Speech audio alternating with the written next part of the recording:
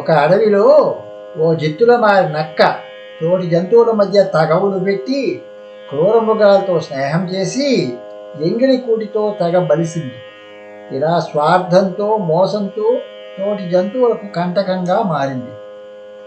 ఓ రోజు ఆ నక్క ఏదో పరధ్యానంలో నడుస్తూ ఓ దిగుడు బావిలో పడి మునకలేస్తూ అరుస్తూ ఉన్న ఏ ఒక్క జంతువు కాపాడడానికి ముందుకు రాలేదు.